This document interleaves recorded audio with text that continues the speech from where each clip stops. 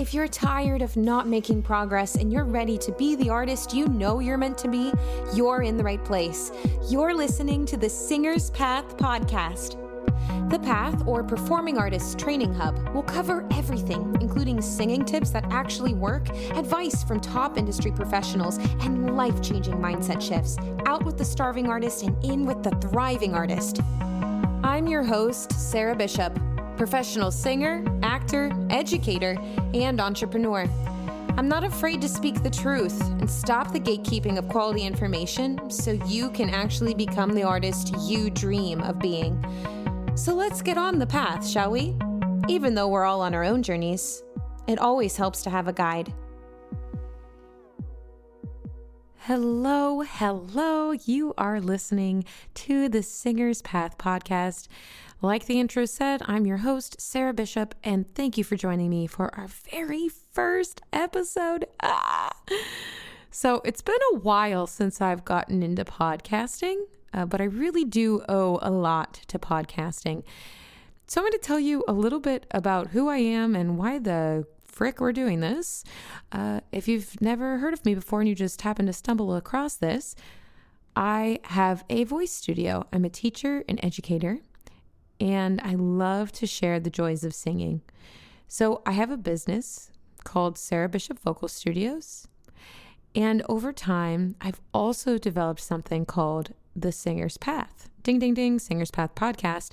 There's also other things involved in the Singer's Path, the biggest of which is a self-paced curriculum of courses that take you from the very, very beginning stages of learning to be a singer all the way through professional vocal development.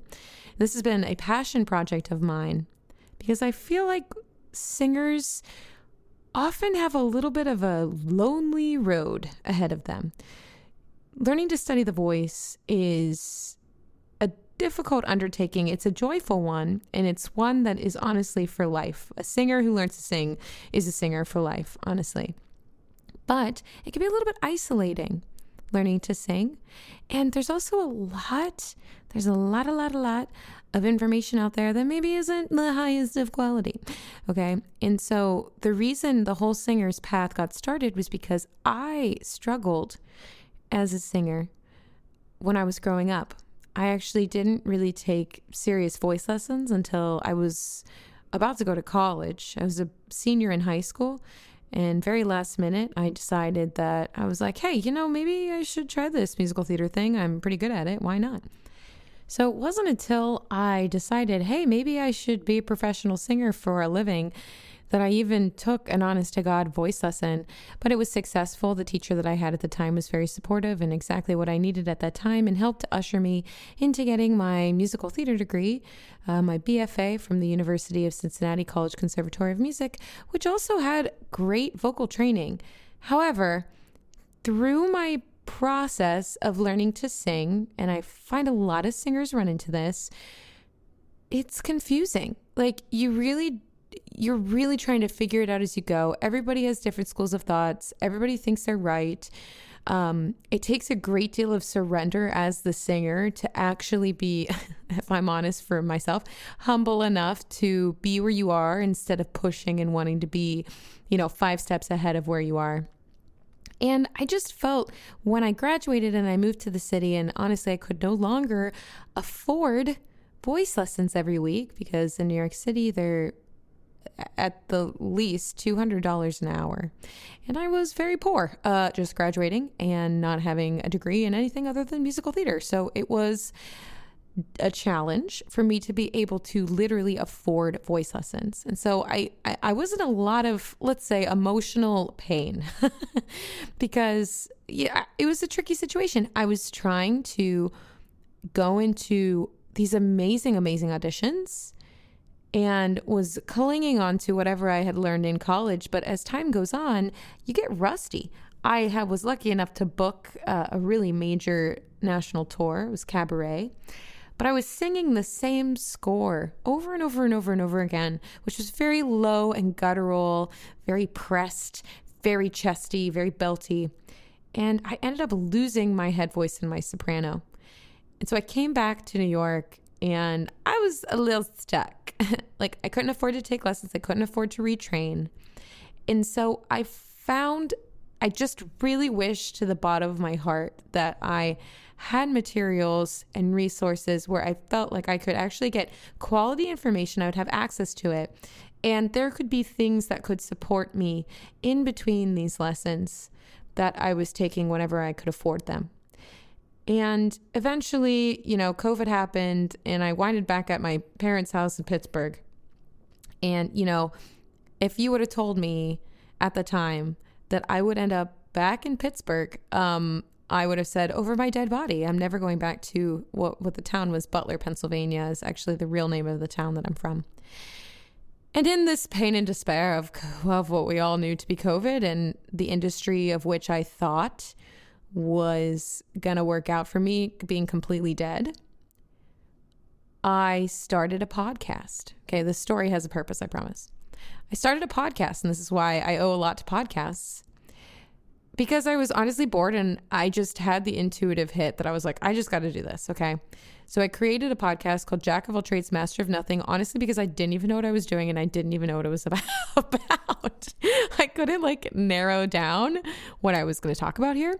So I just called it Jack of All Trades, Master of Nothing, because my really mean dance teacher growing up used to say that about me, and she wasn't smart enough to know that the phrase was Jack of All Trades, Master of None. So she would say Jack of All Trades, Master of Nothing. And to take my power back, that's what I named it. Shout out to her. Actually, don't. She's the worst.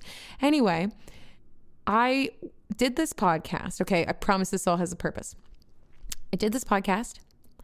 I ended up asking one of my friends from college, from University of Cincinnati, to come and be a guest on my podcast because she was doing amazing things. There was this new app called TikTok blowing up, and she happened to have a pretty great following of about 80,000 followers at the time. And I thought, wow, I really admire her for doing this. I want you to come on my podcast. She did. And she specialized, and her whole TikTok page was about teaching voice. And I really admired her. And as I was interviewing her and we're talking about teaching the voice, and I shared that I was passionate about teaching the voice and I wanted to learn more about my own voice, and I wanted to learn how to help other people in their voices. At the end of the episode, she invites me to come and be a teacher at her studio, which later became EKM Studios, which is a world famous voice studio that stems off of this TikTok page that she has. Again, her name's Emily Kristen Morris. She's the bee's knees. And because she came as a guest on my podcast, I then learned to be trained as a voice teacher. Okay. And when I trained, first of all, if you're listening, it's so important. It is, I will die on this hill. It is so important that your voice teacher is getting trained by other voice teachers or other vocal professionals to teach you how to hear and learn how to train other voices besides their own. And so that's why I decided to train with the Institute of Vocal Advancement, IVA. It's an amazing, amazing organization of what I believe to be the best voice teachers all over the world who mentor each other, and they bring in top professionals in laryngology, and we all are learning how to make pedagogy a little bit more digestible for the singer and to teach. So anyway, it wasn't until I became a voice teacher that I, honest to God, finally sort of knew what I was doing with my own voice. And that honestly kind of pissed me off, because I was like, why the literal did I have to go to learn to teach the voice before I understood how to sing with my own voice fully? Why did I have to go through all of this pedagogy training, even though I took years of voice lessons and went to a top conservatory? Why did I never understand how to mix my voice or belt healthily and consistently or know the difference between styles? Like, why was this missing? Why was it so jerky? And why isn't there something that really takes each step along the way for the singer so that they feel that there's some kind of path carved out. Like there are actual steps that you need to take, because guess what? There are actual steps that you need to take. If you're a singer that's like, oh, I really want to mix belt high. I really want to sing, like Jessie J or Demi Lovato or Renee Rapp and all these amazing singers, but you're not there yet. It's probably because you're missing a step that you need to put in place before you're able to sing those very difficult mixed belted styles. Right? And this didn't click for me until I was a voice teacher. And I said, hell no, this ain't right. No, we need to make this more accessible for people. This needs to be clearer. I'm so tired. I was so sad to start to have these students come in, and I realized over and over and over again, there are so many singers. There's so many singers that are having the same experience, of loneliness and isolation, not realizing that everybody is kind of facing the same thing, but blaming it on their breath, right? Why I can't sing the way I want is because of my breath or my posture, which isn't necessarily incorrect, but I'll tell you this, it isn't the end all be all. Okay. There is so much more to do with the mechanics of the voice beyond your inhale. It's what about the exhale? How your voice is using against the air. So all that being said, I was like, I think we're missing some things for people. I think this could be a lot clearer. I think there could be better quality resources for people. I think there's a lot of information that's gatekept. I think there's a lot of singers that are in a lot of pain and who need a lot of clarity. And I stumbled along one of the best vocal teaching techniques that I had ever run across in all of my years of singing. And I was like, why don't we bring this to more people so that they know what it is and it could be easier for them. So the Singer's Path is born. And that's why we have the Singer's Path podcast, to bring you free quality information. Now, if you're listening to this, and I know it has singer in the title, right? But I want to emphasize that this podcast is more than just singing tips. In my heart of hearts, and why I really wanted to do this, is I want a safe place for artists to land where they can feel heard in the very real difficulties of what it means to be a professional artist or even a pre-professional artist. I want to be honest and transparent about the realities of what it's like to actually be in this profession and in this industry. And I want to share ways that we can improve your quality of life, because I'll be real. When I was in my 20s in New York City, pounding the pavement, hustling until, I'm burning myself out at both ends. It was a huge culture of just be positive. Just be positive. You should just be grateful for what you get. Oh, you have a bigger dream. You want to do something else. Well, you should just be happy with what you get. You should be grateful that you're getting to do this. And later during COVID, actually, the first podcast that I had, Jack of All Trades, ended up turning into a great, it's kind of cool. It's like a performance piece of my healing. And you can hear and listen back. Maybe I'll share some episodes of the future. I don't know. But my mindset and my lens has shifted over time, because the piece of Jack of All Trades podcast is like a timestamp of my healing at that time, of kind of being in my own way a little bit, and really bringing on each industry professional that I invited on to help me figure out how to make this way of life a little easier, right? We all know that being a professional artist isn't the easy way out necessarily, and I don't think life should be. I think you should be taking risks to pursue your dreams and chase your goals, but I think that there's a lack of transparency. I think that there's a lack of speaking honestly and truthfully from the heart. And I think there's a lack of resources overall for artists who are suffering mentally and emotionally and are just trying to figure out how to show up who they are as who they are in a system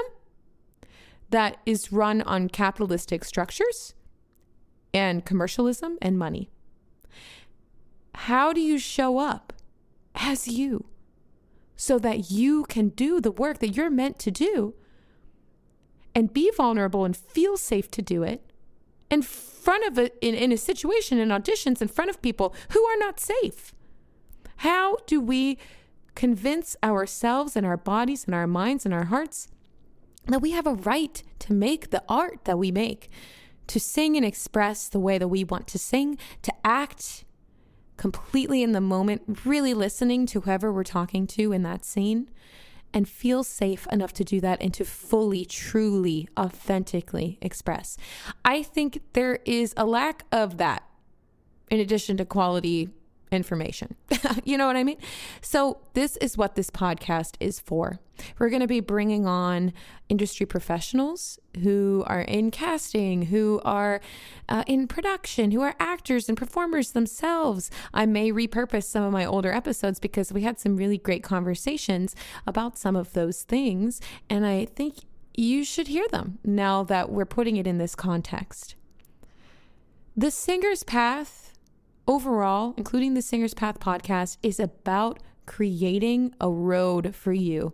Everybody's going to be in a different part of their journey, right? But the whole purpose of the Singer's Path podcast and just the Singer's Path in general, with all of the courses and resources available for you, is that it is meant, there is a place for everyone. It is meant to meet you where you are, and that there is no right answer.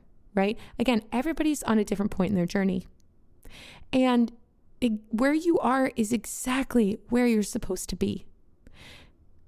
And you deserve to have quality materials to help you get to the next step and guide you to the next step. So if you're interested in learning more about what the Singer's Path is beyond the podcast, it includes, as of right now, as I'm recording this, 3 things. 1, we have Pitch Please. And I know that name. I got to get it trademarked like immediately. TM. Pitch Please is a course that literally teaches people to pitch. And I'll have to do a whole episode on pitch at some point. But just know that if you're ever told that you're tone deaf, but you have it on your heart that you love singing, here's the most recent scientific research has proven that people can actually learn how to sing on pitch. It more just has to do, if they have a difficult time pitching, with their musical upbringing and their musical influences as they were growing up and their brain was forming. That's literally what influences that and muscle coordination, how people learn how to sing on pitch. So if you're listening to this and you're like, I'm just like a hobbyist, I love to sing, but like I sound like crap, and you really have it on your heart that you would want to learn to sing and you've always wanted to, that is what Pitch Please is for. Now, I will tell you, Pitch Please, that's step 1. It ain't for the faint of heart. It's a process. It's a routine that you have to learn through muscle memory and lots of repetition how to pitch accurately. But once you have that first foundational step of learning to sing all the right notes, you're good to go, because we cannot be a singer until we can hit the right pitches. So I hate to say, but you do have to have that first step. So this course is meant to build confidence that you can hit all the right notes. And you're like, hey, yeah, I can call myself a singer. I know I'm doing it right. It also teaches you music theory, which I think is missing from a lot of singers' experiences. Now, it's not going to overwhelm you. It's not like a ton. It's enough, but it's what you should know so that you can like function as a singer and like read music and like understand what's going on. So that is step 1 of the Singer's Path. That's Pitch Please. It's getting people pitching like a pitching musician. You know what I'm saying? So that's step 1. Step 2 is the Pillars series. Once you know how to pitch, right, in the singer's journey, you gotta know vocal technique. Okay? And again, this was designed based off what I wish existed in the world.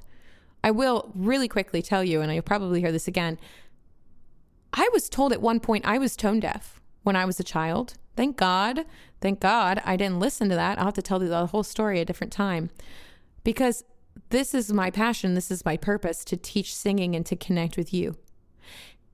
And if I would have let that person who told me that I wasn't capable of doing this hold me back, this would have never happened. I would be living a completely different life. So that is why I created Pitch Please, because I know there are people that are incorrectly told that they're tone deaf. And it's their purpose to sing. So anyway, step 1. Step 2. This is the next thing I wish existed in the world. And this is the thing I wish I had even as a professional singer in New York. But God, oh my gosh, I wish I had it when I was a kid and when I was growing up. Oh my God. This is the foundation. The Pillars series is the foundation with a capital F of what it means to have excellent vocal technique. And I do this thing called Discover Masterclass that teaches you to hear and assess yourself like a voice teacher, so you can really meet yourself where you are, because we can't always be with our voice teacher, right? And after you kind of know what group you need to be in and what you need to look at, the Pillars series gives you everything you need. And you can literally use it for like a year. It's completely formed and developed to follow you in your vocal development. And you can ping pong around and you can use it until you accomplish what's called vocal balance, which is, again, a concept I didn't understand until I was a teacher. But we're going to have a whole episode of that in the future. Okay. The final part of the singer's path, right, is advanced mix. And this is the course everybody wants, right? This is how you're going to learn to mix belt. This is how you're going to learn to head mix and sing in styles. You can sing opera on one end and then turn around and belt your face off like Elphaba and Wicked. That's what advanced mix does. But again, it's a path. You got to be on the road. You got to know how to pitch, and you have to have vocal balance. You have to have that good technique set up from Pillars in order to have success with advanced mix. So that's what all of this is about. The singer's path, the courses are there to support you.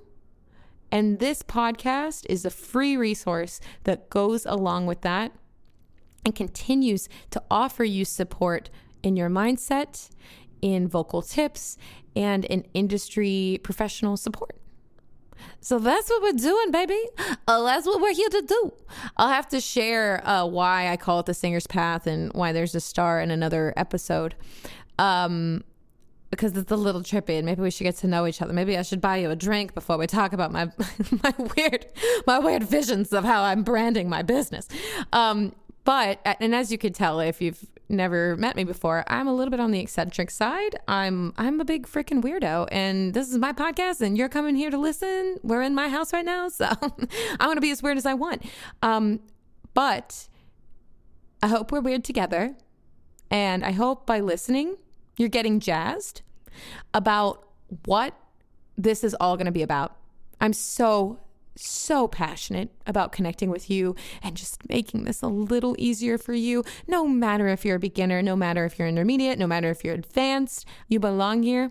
And I hope to create resources for you and help and support for you so that you can feel good about using your voice, because I truly believe to the bottom of my heart that every person who desires to sing has a right to sing. You deserve for your voice to be heard. And you deserve to use your voice in the way that you want to. So with that, let's, tune in for the next episode where we're actually going to be a little bit more focused, and I won't just be kind of talking generally about what we're going to do here. But this is the singer's path. This is a journey that is meeting you wherever you are and providing a little bit of guidance, right? Everybody's different, but maybe we can help each other out a little bit more. Maybe we can bond and see each other and really feel each other in our experience of what it means to develop your voice and to really become an artist. Because again, this isn't just about singers. This is about living a life as an artist, but a healthy, thriving, abundant artist. Not that starving artist shit. We're not doing that anymore. So I want to thank you so much for listening to this episode. I'm so excited to get to talk more about things that will help you and give real tips that'll actually work. And until then, I'm so excited to talk to you next time. I hope you have a wonderful morning, afternoon, evening, and I'll see you later. Bye. If you enjoyed this episode, please leave a 5-star written review on Apple Podcasts. This helps me get this information out to more artists all over the world. Let's work together to spread the joys of music. Until next time, I'm your host, Sarah Bishop, signing off from the Singer's Path podcast. Thanks for listening.